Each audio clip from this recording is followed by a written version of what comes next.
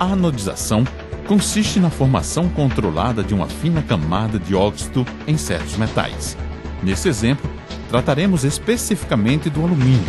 A principal finalidade da anodização é a proteção do metal contra as intempéries do tempo, ou seja, evitar a corrosão.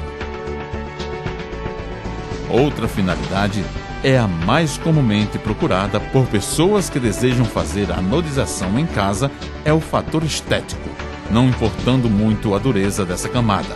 E é nesse ponto que vamos focar nosso tutorial. A anodização é feita em diversas fases, e a primeira delas é a limpeza da peça a ser anodizada. Nessa fase, usa-se os mais diversos meios para o desengraxamento da peça, desde ácidos abrasivos até um simples polimento com palha de aço.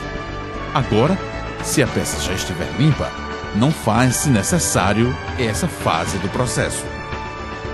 Lembre-se, o resultado final depende muito de como a peça se encontra em seu estado natural, seja polida ou fosca.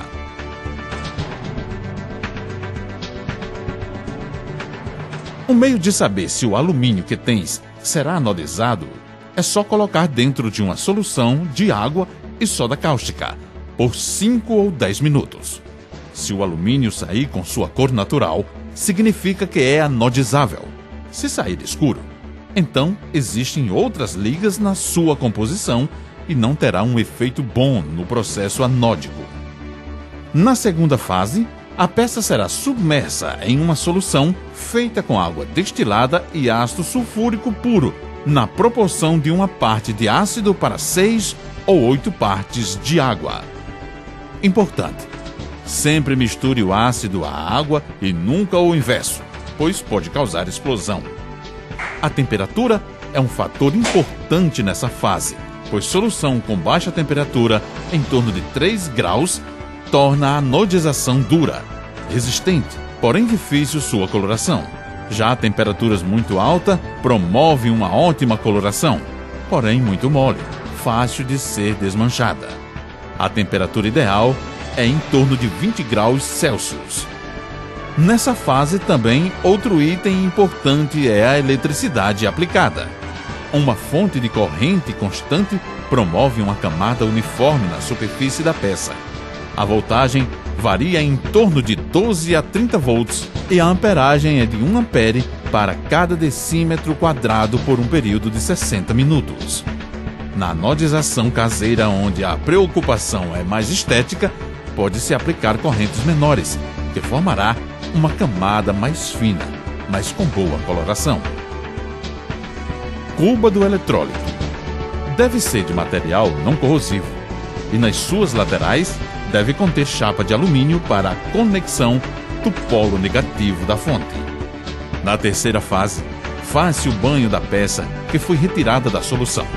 Esse banho é feito em água corrente e não há necessidade de ser água destilada. É apenas para retirar o ácido e não contaminar a solução que vai tingir a peça. Quarta fase: tingimento. No mercado, existem vários produtos para esse fim. Porém, não é a realidade de quem faz a anodização caseira.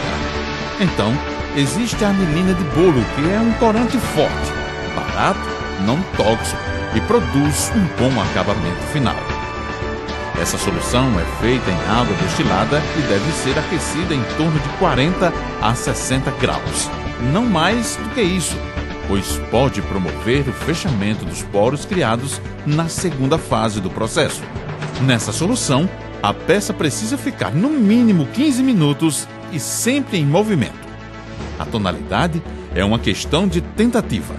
Você deve colocar mais ou menos corantes até chegar na cor desejada. Quinta fase: após o tingimento, os poros da camada anódica ainda se encontram abertos e a tinta pode sair. Daí vem a selagem, onde a peça é colocada em água destilada na temperatura de 100 graus por 15 minutos, onde vai haver o fechamento dos poros e a retenção do corante definitivamente. É comum nessa fase a solta de tinta, e para amenizar esse fator, pode se selar na própria solução que foi tingida, aquecendo-a a 100 graus.